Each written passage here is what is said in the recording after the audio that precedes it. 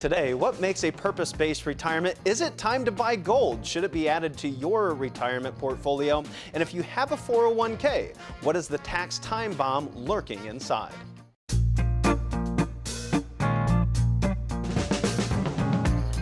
Welcome to the Purpose-Based Retirement with certified financial planner practitioner Casey Weade. It's not how much we make during the good times, it's how much we keep during those really bad times. Casey leads a team of financial advisors with decades of experience, helping families across the country retire with the confidence they deserve. The Purpose-Based Retirement assigns every dollar you've saved a specific purpose to meet a key retirement need.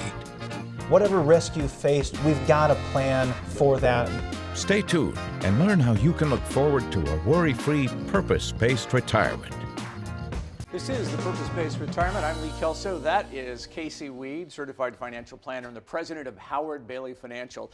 We're going to start today explaining just why the program is called the Purpose-Based Retirement. Now, where does that all come from? Yeah. Well, I believe that if we set out at the front end of our retirement to clearly identify the purpose of our retirement in the first place, then and only then can we begin to actually guard that purpose against some major risks it's going to face in the future. But most people spend more time planning for the next vacation than they do retirement, and they end up stepping into retirement with this goal of, well, if I make 6% a year, I should be okay. I'm going to draw 4% out every year, and I hope this works out, but without a real plan to guard against these major risks, be it inflation, be it healthcare, be it taxes, be it market risk, be it emergencies. All these things just become a I hope so, and this is what draws a lot of anxiety during our retirement years, and we end up going to dinner seminars, watching financial shows, listening to radio shows, and reading books because we're so concerned about our money and really not fulfilling that purpose because of that concern. But if we instead start guarding against each one of these things one at a time, I think we can actually do what we had hoped for the whole time, which was step into retirement and actually enjoy retirement, fulfilling the purpose of our retirement, which wasn't money, it wasn't trading stocks, it wasn't logging into E-Trade, your brokerage account, Fidelity account, and trading those things on a daily basis, turning on CNBC and feeling some anxiety. It was about being able to sit on the beach, enjoy your cocktail while the gentleman next to you screams at his broker and you get to order another one. Now, that's what it was all about. I like that picture. That's a great retirement. I like that picture. So it begins with liquidity planning, right? Now, why am I starting there? Why am I keeping a bunch of cash liquid? Yeah, well, if we think about our working years, go back to Dave Ramsey, right? We're a big proponent of Dave, and if we look at what he will tell us to do, we need to have 3 to 6 months of our emergency fund, and that's where we need to start before we start this debt snowball. We have to start gather that emergency fund, and we're talking about somebody that's actually working, right? And they have the ability to work, somebody that can go work some overtime. You can slap something on a credit card, pull out some funds from your home equity line of credit, and use that as an emergency fund and then just put in your overtime and pay it off later. The reality is in retirement, you may not have that ability to go back to work. You may have lost your earning power, your working power in order to pay those things off. So we need to have a larger cushion. Most of the people we work with, they're sitting on at least a 6 months of emergency fund. If they're not there yet, we're going to help them get there. I've got a couple that we worked with a number of years ago, and when they came in, they were probably 5 to 7 years out from retirement, so they had some time on their side. They came in early, and they came in thinking they were never going to be able to retire because their expenses were massive. They really were. But in large part, those expenses were made up of credit card payments, debt payments that they had created. We were able to show them how to consolidate that debt, reduce their interest, and put together a budget so they could get rid of that debt by the time they got to retirement. And that allowed them to set themselves up in such a way that they reduced their expenses, that allowed them along the way to build up that emergency fund so they could actually retire on time. Had they not made that decision to sit down with us and start building that plan until 12 months before they retired, 6 months, the picture would have been different. And we have that happen where we just told somebody the other day, you're going to have to continue to work another 12 months so we can build up that emergency fund. And it's just too vital not to have. You're going to have new roof costs, you're going to have your car break down, you're going to have maybe the grandkids have an emergency, your children have an emergency, they need to borrow some cash, or that vacation you're planning on taking next year, now all of a sudden your friends want to go next month. These things are going to happen. Yeah, so then now you've got your liquidity needs taken care of. You've got that emergency covered. the regular income. You've got to have those checks coming in. How do I plan for that? Well, if we don't have income, we don't have retirement, so it makes sense that we start here as a second step. And what we're really doing here is we are prioritizing. We're starting with the most important thing, and we're working our way down to the less and less vital things. They're all important, but less vital, because if we don't have an emergency fund, we may be kicked out of retirement in a short period of time. If we don't have income, we're not going to be able to retire for very long either. And when it comes to putting together an income strategy, most people think, well, okay, an income strategy, I've got one of those. I've got Social Security, I've got a little pension, and my required minimum distribution comes at me every year. Or I get a dividend check every year, and that should cover all my income needs. That's not a plan. I had a gentleman that we worked with here recently, Chris, one of our advisors, was sitting down with. He had about $200,000 in his IRA. He was drawing about 6.5% out every year, and he wanted that money to last the rest of his life and his wife's life. Okay, and he was stretching the yield in those investments in order to generate enough dividend yield and interest to cover that 6.5% income need. Imagine in this interest rate environment what you have to do to get 3 times plus the amount of yield that you're getting out of the S&P 500 today. Risk. Massive amount of risk was being taken, so we presented him with multiple options, from 100% guaranteed options all the way to looking at 100% at-risk options, and shared with him the pros and cons of each one of those plans so that he could choose the one that was the best fit for him. You don't get that from your broker because they work in mutual funds, they work with stocks and bonds. You get one strategy, right? You need to have the option. It's your money, it's not theirs. You make the decision. Okay, we've planned for income, and then what? Well, once we've got emergency, we've got income, we might need more income in the future than we have today, right? I mean, think about what you paid for your first home. Now, if you paid for your first home 30, 40 years ago, if it was 50 years ago, I bet you paid about as much or more for your last vehicle, right? Now, if you just bought your house in the last few years, maybe not, but ask your parents what they paid for their first home and what they paid for their last car. That's inflation. And somebody that's going to be retired today, retirement's a long period of time for a lot of people. They will be in retirement longer than they were actually working. It could be over 30 years, and you're going to face inflation. Now, most retirees will see their spending curve change throughout their retirement years, so they're going to have their go-go years, their slow-go years, and their no-go years, as we like to call it. However, we could go back to the Jimmy Carter era. We don't know what inflation is going to hold. This is why we start playing defense when we talk about inflation planning, because we can plan for emergencies, we can plan for income, we can plan for healthcare expenses, but there are some things we just have to play defense against. Regulatory changes are included in that, as well as inflation. If we see inflation in the future, we want to have the right investments in the right places in order to provide enough income in the future, enough increasing income in the future if it does happen. So if we have the right things, international equities, dividend paying equities, if we have allocations to commodities and countries that are whose GDP or economy is really tied to the production of those things, if we have the right inflation protected assets, we know that overall, as long as we stay diversified, we'll have more in that portfolio is going to grow over the years, and we can shift some of those dollars back into our income plan. Okay, we're going to have to move through these next quickly, but what are we going to do about planning for our legacy, our health care, all those things that follow? Well, I think we can simplify it by just wrapping this into estate planning. I know often we think about estate planning as just those legal documents, our wills and power of attorneys and such. However, a lot of those documents are going to be relatively worthless if there's no money to be left behind in the first place, and the money might be taken away. How? Well, if we've got emergencies covered, income, we've got inflation covered, then it's probably not going to be you unless you have a major health care expense or you have some major taxes. And so we want to make sure we're mitigating taxes and putting together a long-term care strategy so we can get the most out of those estate planning documents that are implemented in the first place. This all seems pretty intimidating to me. How many people are just paralyzed and just frozen because they don't know what to do? Well, I think that is one of the number one reasons that people will not go in and sit down with a financial advisor. The number one reason is that people are embarrassed by what they've not accomplished by the time they've gotten to that point, and there's no reason to be. We all have a different financial life, and no matter how much you have, it's vitally important, and we need to put together a plan for that. And I think the purpose-based retirement has helped people simplify. I've heard this time and time again. It's It's a simple way of looking at it. We've got 4 different priorities, and we just allocate the appropriate amount of dollars to each one of those 4 categories. Now we've got a plan. It doesn't need to be more complicated than that, but it also shouldn't be so simple that we're taking on more risk and we have to worry about ourselves and our money for the rest of our retirement. Well, the first step toward a purpose-based retirement is really pretty simple.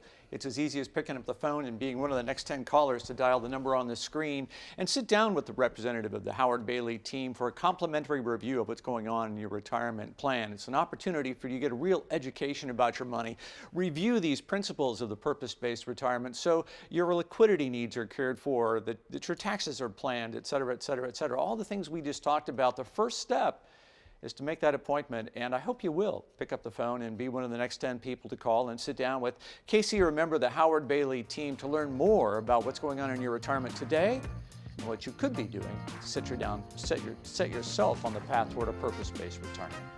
All right, when we come back, we're going to be answering your questions. Stay with us. You need a plan to create the retirement you deserve. The first step is to tune in to the Purpose-Based Retirement Radio Hour with Casey Weade and Marshall Johnson. Saturdays at 11 a.m. and Sundays at 1 p.m. on WOWO 107.5 FM or Sunday mornings at 11 on 95.3 MNC. The highest educational achievement for a financial planner is the Certified Financial Planner certification. At Howard Bailey, all of our frontline advisors are CFP practitioners. Certified financial planners have been thoroughly vetted with the right education and experience to coach you through the complexities of your retirement. Getting to retirement, that's really the easy part. Find someone with what it takes to get you through this next stage of your life. Would your financial and retirement affairs benefit from a higher level of insight and care? Call us now to find out. Welcome back to the show. This is the segment where we answer your questions, and we're going to begin today going to Robin. What do you think about gold? Is it a good time to buy? Should we be buying gold? Should we not buy gold? We've seen a major pullback lately. Should it be in our portfolio at all? If we look back throughout history, gold has made a decent inflation hedge, but in reality, over the last couple hundred years, it's only made about 2% a year. So there's been a lot of other asset classes, such as dividend equities, averaging around 10% a year over the last 100 years, have actually greatly outperformed the price of gold. Over the last, say, 20 years, we've seen gold perform at closer to 6 to 8% per year. So as of late, we've seen better performance of gold, but over the long haul, it's just barely beat inflation in general over the last, say, 100 years, for instance. And I think the main goal, we have to figure out why you're buying the gold in the first place. If it's for a diversifier in order to act as an alternative investment class, an uncorrelated asset class in your portfolio, then add it in there. Add in 5%, maybe 10% of your portfolio can be based in commodities. Maybe it's not just gold, though. Maybe we want to get a precious metals ETF or exchange traded fund so we can really diversify those things. In some of our portfolios, we typically have a small portion allocated to to precious metals in order to have that uncorrelated asset class and that diversifier. Now, if you're buying gold because you think the world's coming to an end, then I would really recommend you go out and buy some land, learn to farm, and pick up some guns. They're not going to be around too much longer, and at least you can use those to your defense in a much better way. They'll be much more valuable than that hunk of gold that you're carrying around that I frankly wouldn't want in that circumstance. I want to make sure I've got food, shelter, and I can defend myself. So let's figure out why you want it in the first place before we start determining ultimately how much we want to have in our portfolio. A great use of gold all the time is to buy something for your spouse or your girlfriend. If you're married, that's definitely going to benefit you immediately. Thanks for that question. Let's move ahead to Roy and your question for Casey. My advisor seems to only sell one company's products, but supposedly does comprehensive financial planning. How is that even possible? Well, Roy, it is possible that there is a captive advisor that's only selling one company's products, depending on the depth, the breadth of those different product offerings they have. If they have the ability to offer annuities, they can do ETFs, they can do individual stocks and mutual funds. Maybe they have at-risk income strategies. They have the ability to do saving strategies. They have an ability to do insurance strategies and long-term care strategies. They can even do your tax planning, right? And then in conjunction with a CPA, or maybe they they are a CPA themselves, they can start doing a comprehensive plan, but that doesn't mean that you're going to get the best vehicles for income, the best growth options, the best long-term care options, the best health care options. It doesn't mean that all your bases are going to be covered in the most efficient way from point A to point B, because they are still stuck in a box, only able to use certain products that their company that they work for allows them to sell. They are brokers. They are salespeople of the products that they're told to sell. That doesn't mean that they can't offer comprehensive financial advice, giving them the ability to do income planning, growth planning, estate planning, healthcare planning, tax planning, taking care of all those different things. But that doesn't mean you're going to be working with someone that's going to give you the best options. You have to work with an independent advisor in order to get those very best options, in order to implement that comprehensive financial plan. Good question. Let's jump over to Keith and your question for Casey. Inflation seems like a wild card in retirement. How do I plan for it?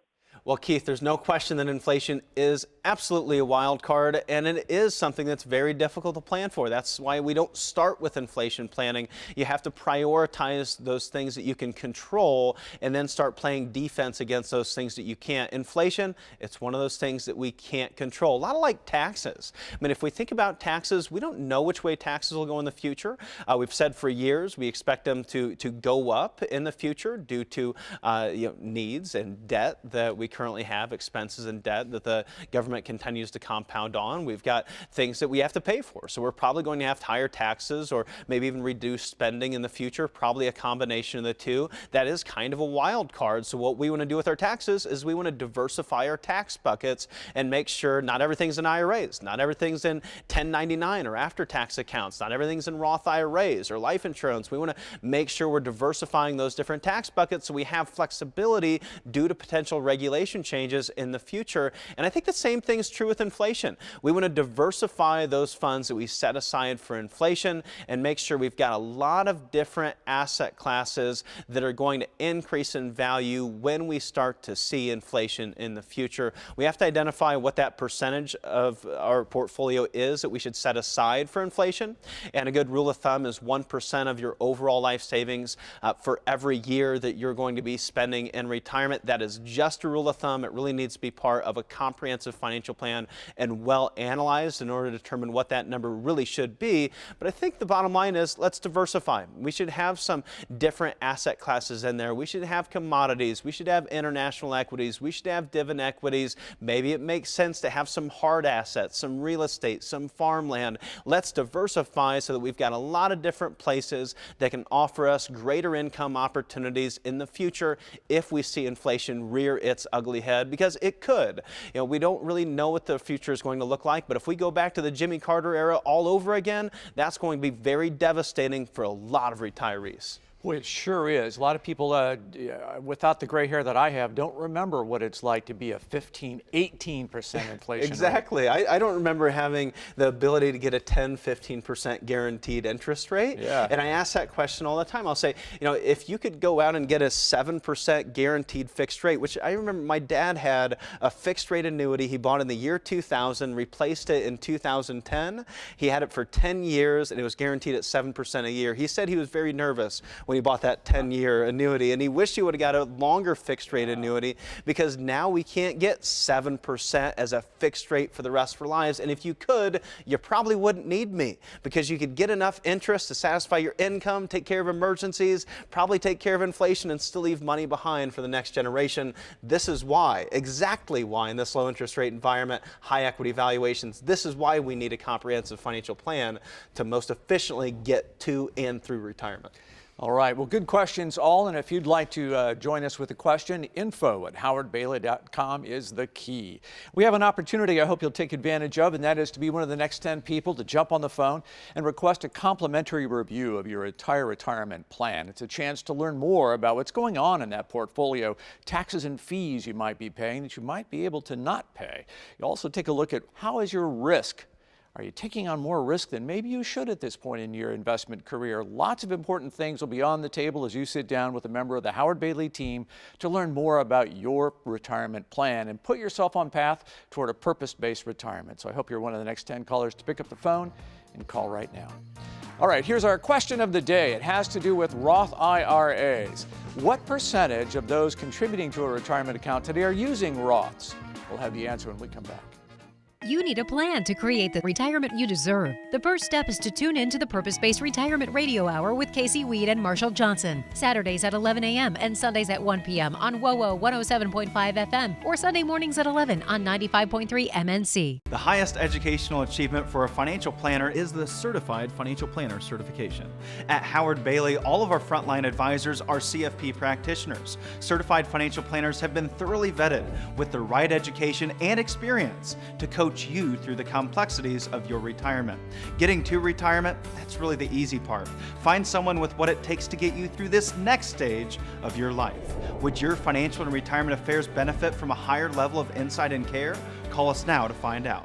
Our question of the day had to do with a powerful tool for your retirement, the Roth IRA. The question is, what is the percentage of those contributing to retirement accounts using Roths? Casey? Well, I was actually surprised by how high this number is. The answer is B, 36%. And I say that that is so concerning because that means that retirees are contributing to retirement accounts that will ultimately become their biggest liability. They're seeking instant gratification. You're getting a tax deduction today for putting those dollars into IRAs and 401ks, 457s, and what you're looking at is ultimately you're going to find that you have a tax time bomb because you've never paid taxes on those dollars before, and now you're going to start taking distributions from those accounts. Whether you want to or not, the government is going to require you to take distributions every single year that you're going to have to pay taxes on. As people step into retirement, they don't want a mortgage, right? We like to be mortgage free as we step into retirement, liability free as we step into retirement.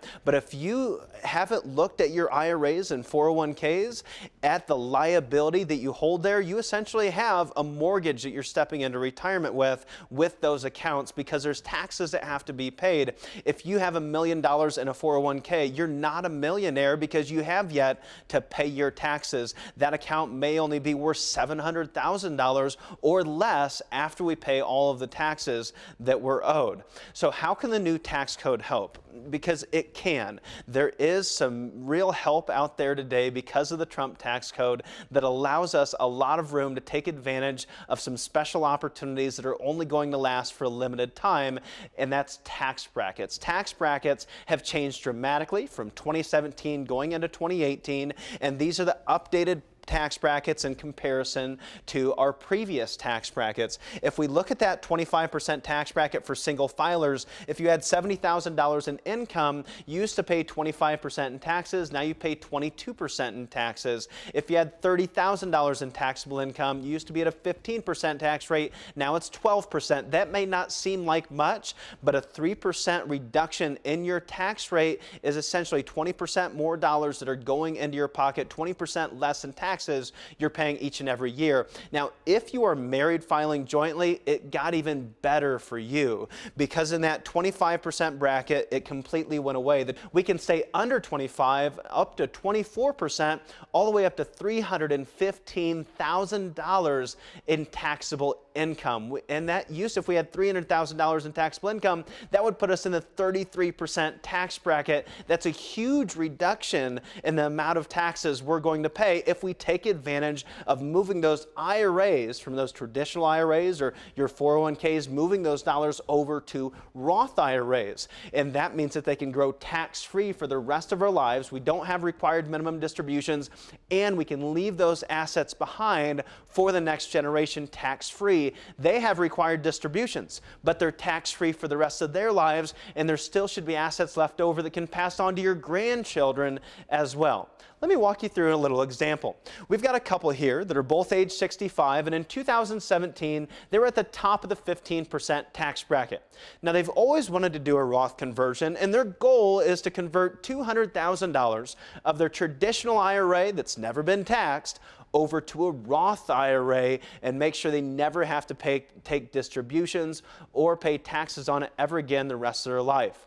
So in 2017, the cost of the conversion was about 28%, about $56,000 in taxes. Under the new rules, now when they do that conversion, they'll pay about $44,000 in taxes. They were going to have to pay taxes on those dollars someday, and now they can get it out of the way today and never have to pay taxes on those dollars again. Even if you feel that you may be in a lower tax rate environment during retirement, you have to think about who you'll ultimately be leaving those dollars behind to. If you're going to leave them behind to your children or grandchildren, they may be paying more in taxes than you are. Maybe you're in the 12% bracket, they might be in the 33% bracket, for instance. So we have to keep the ultimate purpose of the dollars in mind.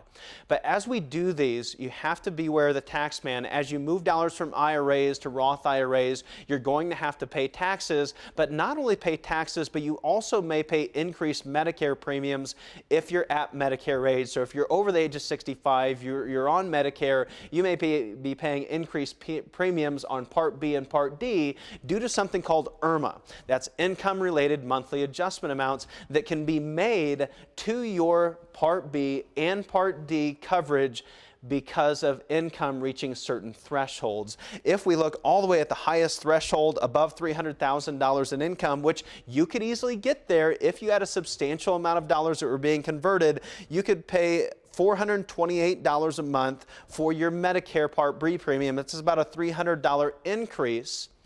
And you could also be paying another penalty of about $100 a month. So you could be paying $5,000 in increased Medicare premiums due to that conversion that you did.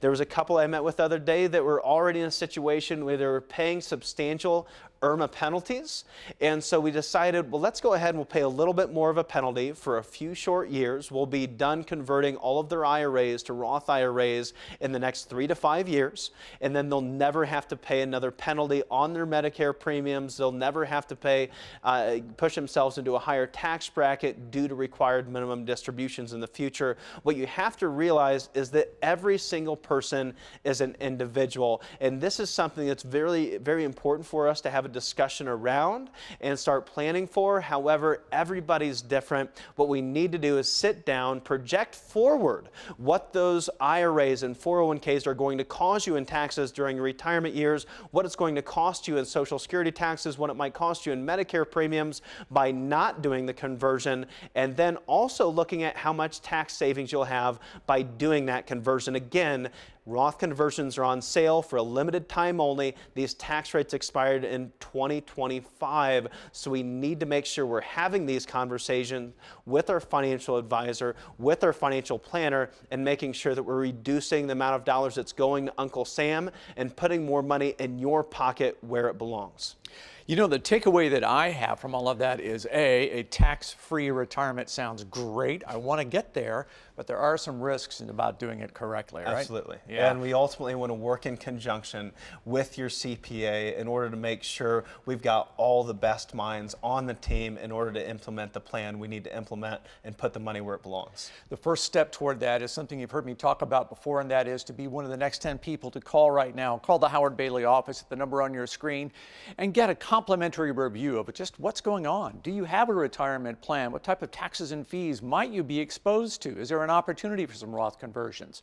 Are there fees that you're paying that maybe you shouldn't be paying? And many other factors that go into making sure you can have a successful retirement. A simple phone call and an appointment to sit down with Casey or a member of the Howard Bailey team and take a look at exactly what you have right now is the first step. And I hope you'll be one of the next 10 people to pick up the phone and take that step right now.